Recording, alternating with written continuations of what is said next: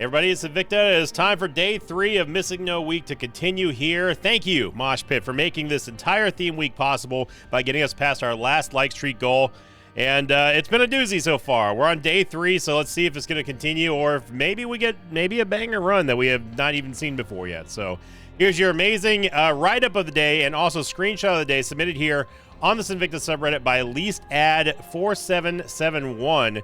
Now, I know that we've shown a couple of these screenshots for the recaps, but this one's very special because LeastAd made a very long write-up here, and because of how many words were used and it was so eloquent and very heartfelt, which means that it was very important to you, which means it's very important to me, LeastAd. So thank you very much for this. In the thread, in the title of the thread, they said, "Thank you, Sinvicta." And then in the thread, they said, "This is one of the only times I've ever posted on Reddit, and I'm sure this is rookie numbers compared to some of you.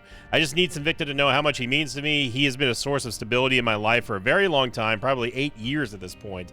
No matter what sort of day I have, I know I can end my night with one of his videos to help me fall asleep or whatever. You mean a lot to a lot of people, Sinvicta. More than you know. A lot of rough days ended while watching an Isaac episode and made things better for me. Thank you for being you." And thank you very much, LeastAd, for putting the time and effort to post something like that. Like I said, with what you were saying, I know that it was important to you, which means that it is important to me, and it means a lot. Thank you very much for being here for 8 years. Seed day is going to be Delta Whiskey, Yankee Juliet, Victor Yankee, Sierra Zulu, and we actually have a good start with our active item for once.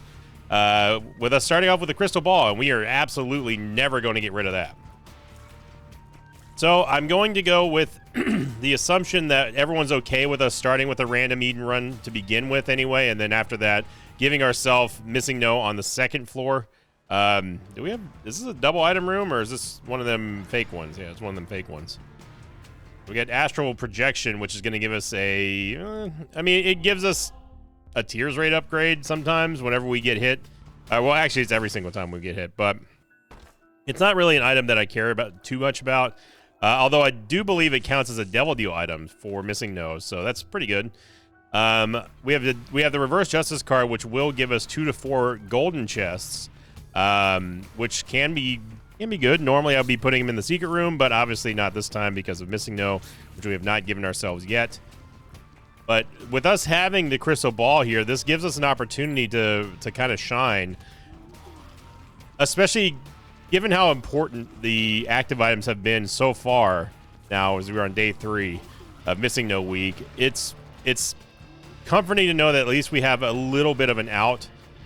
Even if our tears rate is 1.92 and our damage is 3.59, at least we know that we have a chance of getting some soul hearts, we have a chance of getting an Emperor card, and at the very least we have full mapping, as long as it's not Curse of Loss. So the crystal ball gives us all that kind of stuff, and those advantages are something that we really need to be leaning heavily on, as you've seen in the last 2 episodes now, where the active item has been crucial towards our success.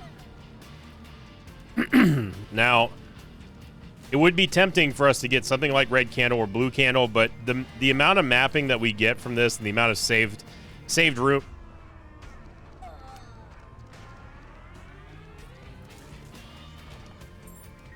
The amount of saved rooms that we would be saving ourselves from not having to go into is immeasurable with safety. We don't know if we go into rooms that we shouldn't be going into, but without any mapping, we don't know if it's the right way to go or not. How much HP is that going to cost us? Because obviously you just never know. Like, for example, a spider or a trite taking a super jump that covers over 3/4 of the screen and hitting you as soon as they spawn. Unexpected stuff like that could happen. And how can you really predict something like that? Try to juke me there. I don't know if we're going to get to this barrel in time or not. I'm just going to wait for him. Now, the bad thing about this haunt is that it does spawn.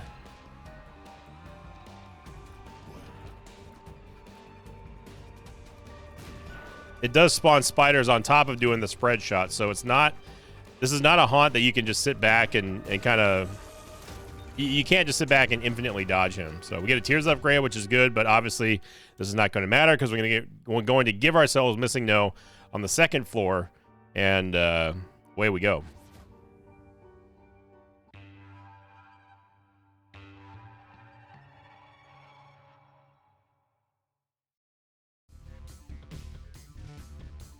All right, here comes Missing No. We're going to give ourselves Missing No, and away we go. We've got little Loki, Navi, and Cat of Nine Tails. Okay. We go on to last week's question of the episode. This one coming in from SCX2K, who said, question of the day, if all enemy placements in rooms were different / new, what kind of impact would that make on your Eden runs? I noticed that you often talk about specific room designs and enemy behavior. Did you memorize most room patterns, or do you rely more on intuition when you explain the path that you take or what enemy to attack first? It's a little bit of combination of both. I don't necessarily have it memorized per se. It's just knowing what enemies do what, and how I've beaten them in other rooms kind of contribute towards the overall knowledge of how to handle certain aspects of rooms. And definitely, one of the biggest things I would say, one of the most important things I will say when it comes to getting better at Isaac is learning how to correctly predict or manipulate what your enemies are going to be doing. And we talked about that not that long ago. And making sure that okay, this is my exit angle, this is where I can go, this is where I can't go in this room. That often helps out greatly, because sometimes the game decides to throw like little pits in there, or maybe they spawn an exploding rock instead of a regular rock. Excuse me. No, we just cannot. So all of that contributes towards just overall game knowledge and it turns you into a better Isaac player. Now, if they were all shifted, if all enemy spawns and all the room layouts were totally changed, then yeah, obviously that would be more problematic for us. But as long as it was done within the parameters of the game. So, for example, excuse me a moment.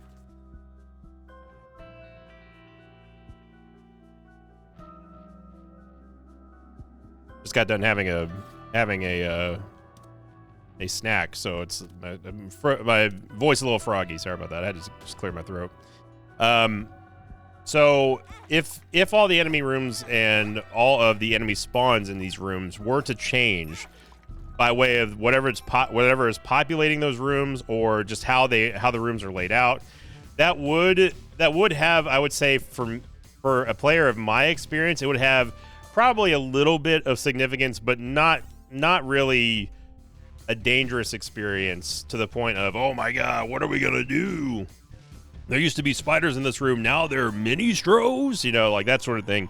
I don't think that it would have that much impact on me personally, but I do know that as long as the game stays in its parameters of the rules that it's made for itself, so it's, for example, it cannot spawn, it won't spawn enemies that either can't fit there, like end game bosses or random mini bosses or something like that, or if it doesn't overspawn things like, oh, every spider turns into green bloat now all of a sudden, as long as that is adhered to, then yeah, I don't think it would have that much impact.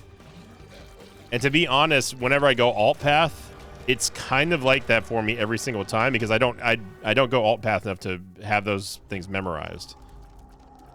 And we're just gonna fade the Book of Sin here because we just don't need it.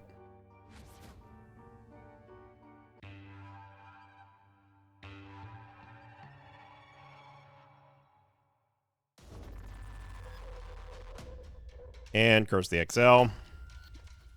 What in the world is this shot speed? We don't even have Dead Onion. Wow, that is a horrific amount of shot speed. 0.62, and combined with 1.4 tiers.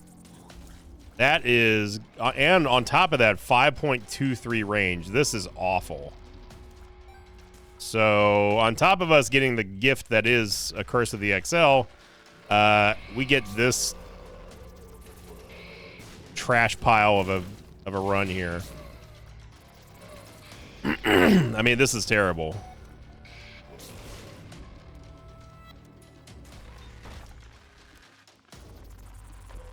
I'm gonna walk out and walk back in. We need a key, obviously. So thank goodness, I guess we can see this map, but we probably would end up doing a full clear anyway. Let's just be honest.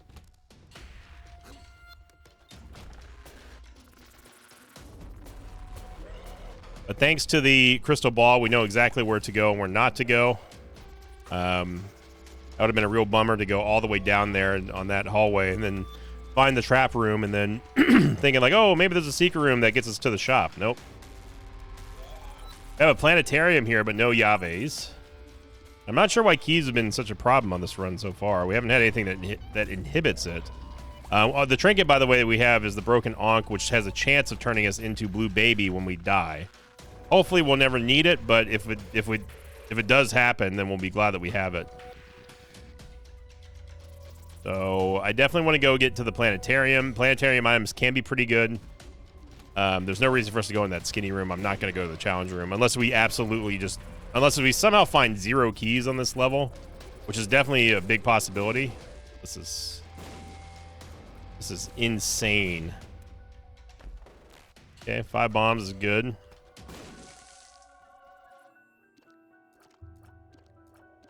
But if we don't get a Devil Deal or Angel Deal here, it's just going to be another great example of why Curse the XL is so bad. And in a run where we absolutely need to get as many items as possible to win, this is it's not great. What was that move right there? Okay, game. Yeah, this is rough here. Get a devil card, which is going to help out with our damage for 1 room, but go back here to go see what's inside of this planetarium, hoping that we get, I mean, honestly, anything right now. It's not going to matter because that's the whole essence of Missing No, right? But it can't possibly get any worse than this. We have Venus, which is okay. I will take the Ace of Diamonds because money's money. Plus, there's also a big room coming up that we need to be able to convert everything in there. There's also another XL room that we have to go through in order to get to the shop. We have plenty of money, so... But the fact that we're on an XL floor and we have not seen a greed fight yet tells me that there's one in the shop. So be prepared for that rage coming up. It was almost a ridiculous shot by Ministro.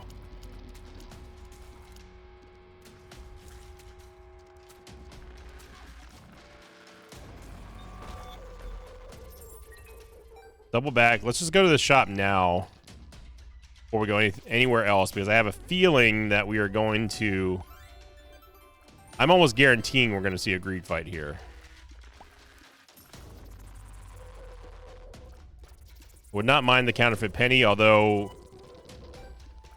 trading away an extra life on a Missing No run is a little bit scary. It doesn't matter because we didn't get it anyway. Maybe we get another Yave. Well, we did get our bombs back. And 3 cents. So Venus is great here because obviously, as you see with everything getting charmed, that's going to help us out and cut down on the riffraff when we can't do it with our tiers, because our tiers rate and shot speed and range are so low. I don't know if you noticed that or not in this floor. I'm tempted to use Ace of Diamonds in here, but the charm is really going to murk a lot of these mobs, and not too overly concerned with getting hit in here. Our movement speed is also all of our stats are just god awful in this whole stage. I just now realize how bad our movement speed is. Everything feels like it's moving in slow-mo here, because it is. I can't believe that there's not a greed fight in here. I mean, I'm happy. I would have bet the whole house on that one. So we get a slight movement speed upgrade here, which is going to help us for the rest of this floor anyway. There you go. Venus doing its job. Charm is such a good effect.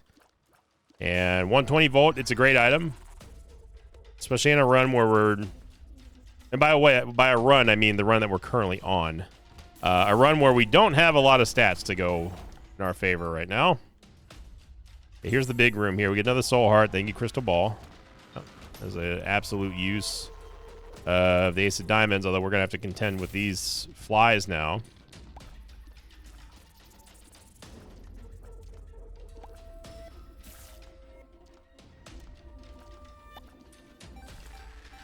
There's one row of it. It would be nice if the Ace of Diamonds had converted the Eternal Flies, but oh well. I mean, the whole game, everything down to the music being slow feels like we are moving at the speed of molasses on a cold day. Like, this is... Like, this Isaac head is actually dodging us, moving at this speed because our shot speed's so slow. Brother, please, thank you. We're better off using the 120 volt for damage right now than our tiers, than our actual tiers.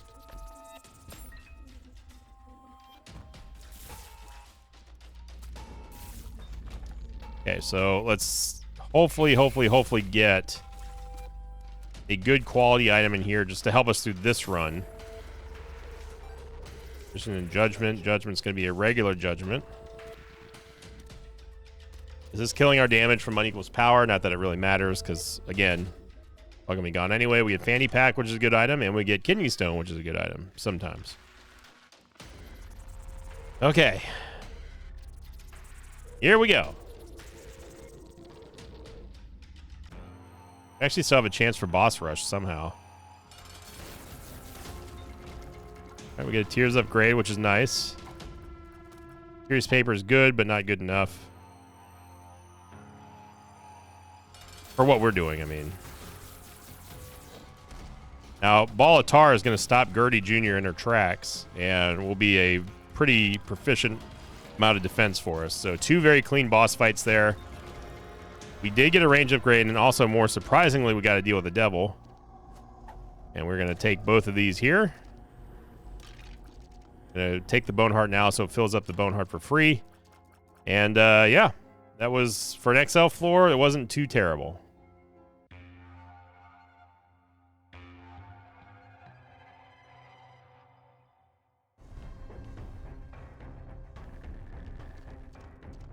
What is this? What in the world? Tiny Planet. Tiny Planet. Eye of the Occult. Spoonbender. Why are our tiers acting like this? I mean, I know we have Tiny Planet. At least we kept Venus, but what in the world am I looking at right now? It's so weird. I had to pause the run to see exactly what we're dealing with here. We also have Spoonbender. I don't know if Spoonbender is helping us or hurting us. We actually get the Sigil of Baphomet. And we're also going to get the Bookworm transformation, which is one that the game cannot take away from us. So that's good.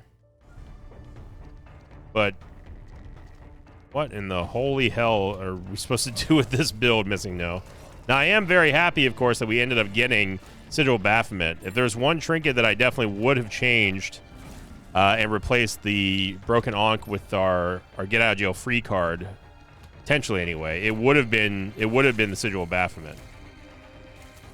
And Leech is also going to help us heal up here. Look at that. Leech taking up all those spiders. Bag of Crafting is not going to work for me.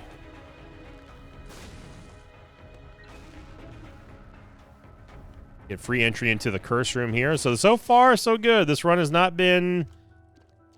Just all I'm trying to do is just shoot this fire. Thank you. So far, so good. This run has not been an absolute torture fest.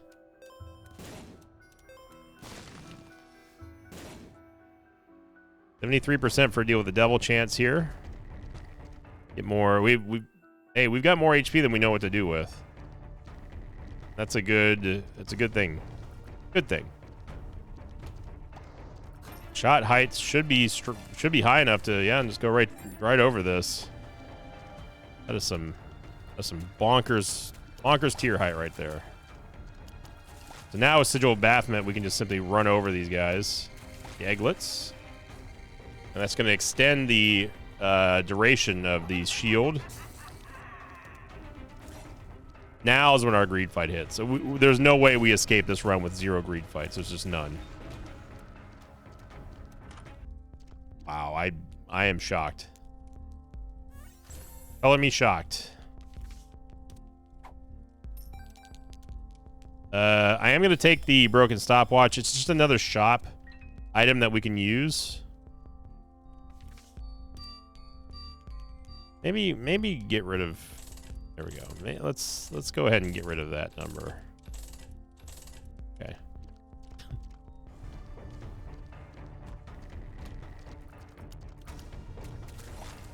All it takes is 1 kill with Sigil of Baphomet, and we just go in and use Psyfly and big fan for this.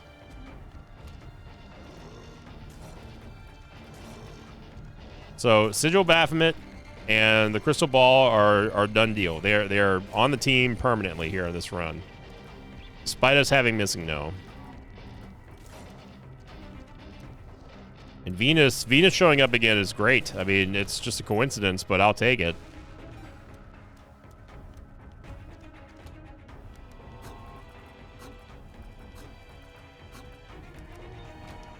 Blocked there by Sci-Fly. I was pretty sure we were, even with the spider webs though, I'm pretty sure that we were going to be okay. Gonna make him shoot this way again, and we can just super speed. In their vision be super speed. In our vision, it's just regular speed. Get around them. Gonna be Brownie. Sounds like we got the double proc here. Nope, we didn't.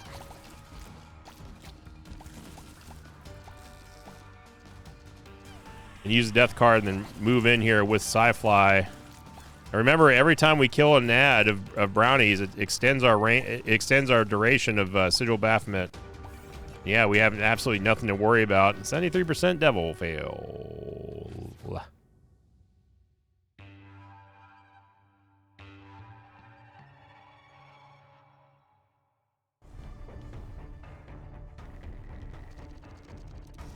Oh no, we've got Neptunus, but we have Soy Milk, so there's no charge time. We gotta get a move on here. We did actually get, we have a chance of getting boss rush here, which is something I didn't think we'd ever see on a Missing No run. Of course, we found the boss room obviously, but the problem now is that we don't have a card to get out. So, kind of hoping that the Crystal Ball would give us one.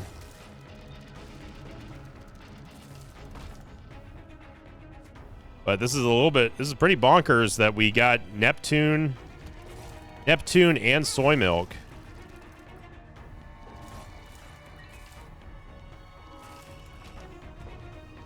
And right now, just looking for the Fool card, which is usually towards the boss, but the chance that we are needing it, of course, it's not going to be here. Also, we have the 4.5 volt too. I just now realized that when I heard the charges going off there. Just need any teleport card besides an Emperor card. Man, this would be a combo I would want just on its own. It's a regular run.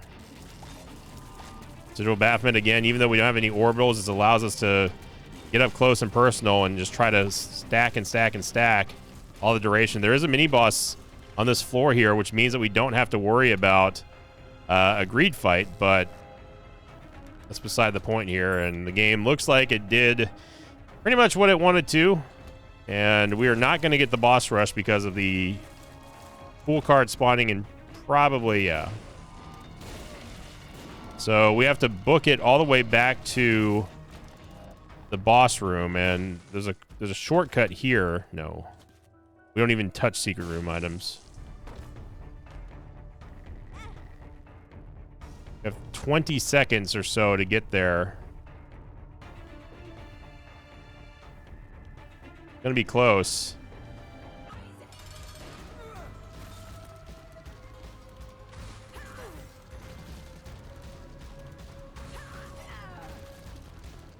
Three.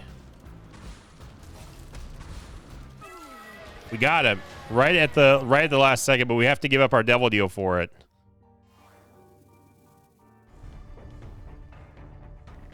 Cricket's body.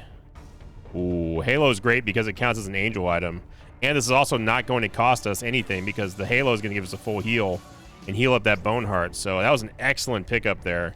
Now, unfortunately, obviously, we're not going to be able to keep this, but the point is that we ended up getting an angel deal item in lieu of our devil deal. So even if we aren't able to get back into the devil deal, which we probably won't, it's at least we've given ourselves another item pool for Missing No to pull from now. It's a good one. But man, this would be a stellar build here if we could keep this run. I would totally do it, but obviously we can't. Neptunus and Soy Milk is a really strong combo that I probably have seen before, but don't remember getting.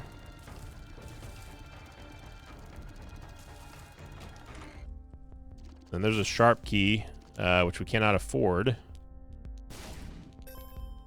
We already got a full charge. Gonna be a little bittersweet to give up 4.5 volt with this combo, but hey, this was an excellent floor for us. We made up for the fact that we had that XL floor. We got an Emperor card that's going to be a surefire victory there, especially if it gets real bad in the chest.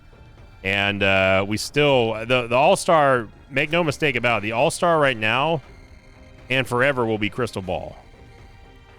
Giving us mapping, giving us HP to survive with is crucial here. Consolation Prize gave us a damage upgrade because our damage is so bad, but I think that stat up stays maybe from Consolation Prize. All right, on to the late game here.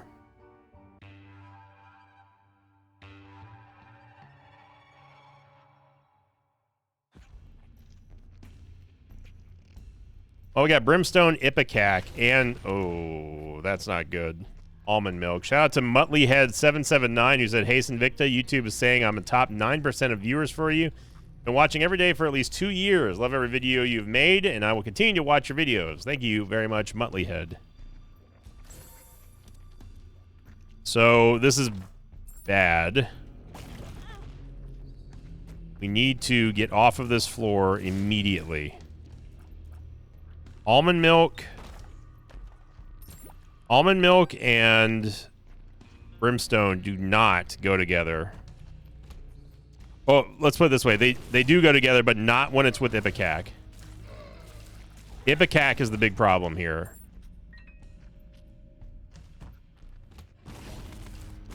So we gotta hope that we can kill something to activate Sigil Baphomet just to get rid of Ipecac's danger for a half second. Now, obviously, our damage is going to be incredible. But yeah, this is not a floor that we want to extend our time being on. Soul Heart's great. Probably should have saved that though, because we're most likely going to lose it in here. Since he doesn't have any ads either. We do have the blanket though. Whew. Sigil Baphomet.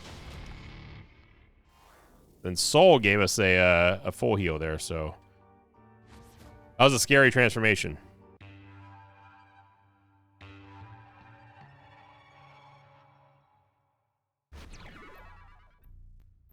Got Beelzebub. That's a big Gemini. We have Anti-Grav Tears, Capricorn, Lord of the Pit. Yeah, this is not. It's not the worst roll, but it's not great either. Ooh. Okay, we get Guppy's Eye. Might as well just take it now. See what's in the other chest here. Magic Skin. Okay. Okay. Okay. I mean, this build isn't cooking, but it's still safer than what we had. Now with Anti-Grav Tears, what you can do to bypass the effect, and this is a tip I think everyone should know if you didn't already. You can actually tap fire, just like Cursed Eye. You can tap fire and then just fire normally. When you have Anti-Grav Tears, if you don't like the idea of like holding the fire button and then launching them all at once, which can work sometimes if you're trying to get a large amount of damage out. But if you're just trying to fire, then yeah, you don't have to worry about them, the tears not coming out of Isaac's eyes. E-Twanky, it's good to see you, but this time around, Pimpin', we're not looking for you. There you go, beautiful, beautiful. Now we have a lot of Red Heart HP, which has me concerned a little bit because all this HP, most of it's going to go away on the next roll. I'm going to save this charge of the crystal ball for the next floor.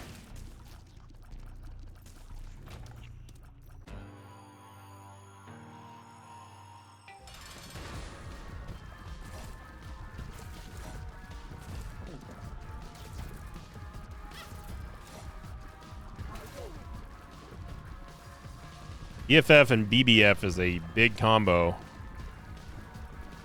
Yeah, that shot just went right through Isaac, or right over him. Like, when you have a static enemy like this, you can let all your tiers kind of build up at once.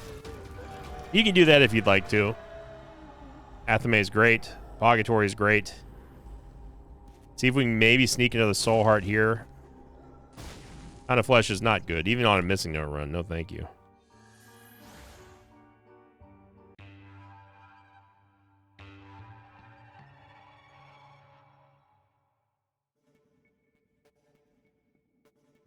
Hale McDonald 8226 said, according to YouTube, I've watched 469 of your videos this year. That sounds about right, even though I never comment lol. Thank you, Caleb.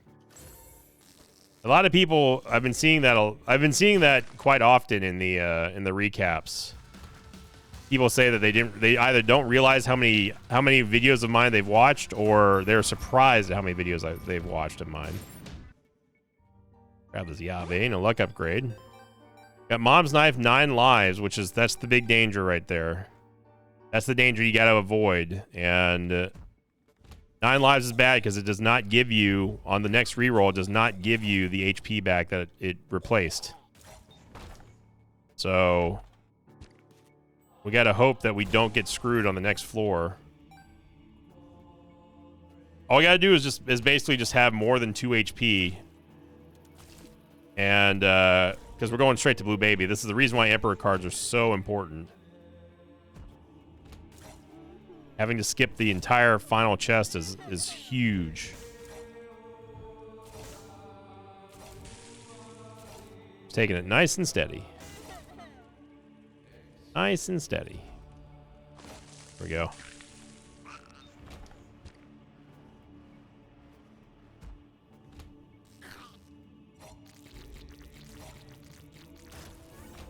All right.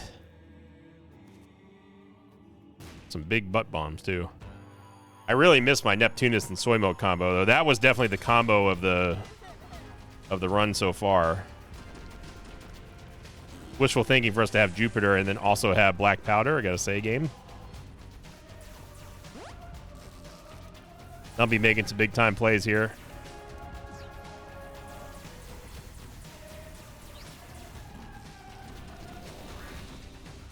I get a little bit of poison clouds there. Jupiter can be good. It's annoying because obviously the absolute massive speed down that we get from it, but it's also great because it can poison stuff, and that poison does not deal an insignificant amount of damage. It's quite impressive how powerful the Jupiter poison can be. There we go.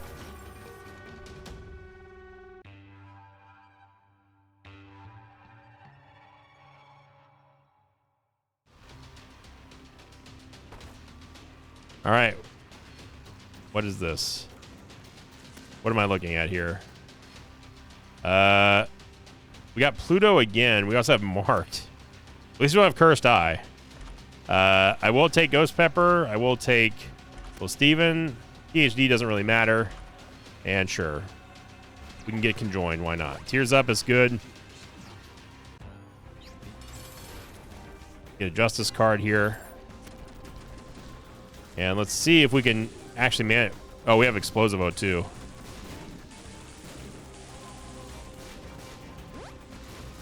Explosivo doing work right now. Oh my gosh, look at the size of those tiers.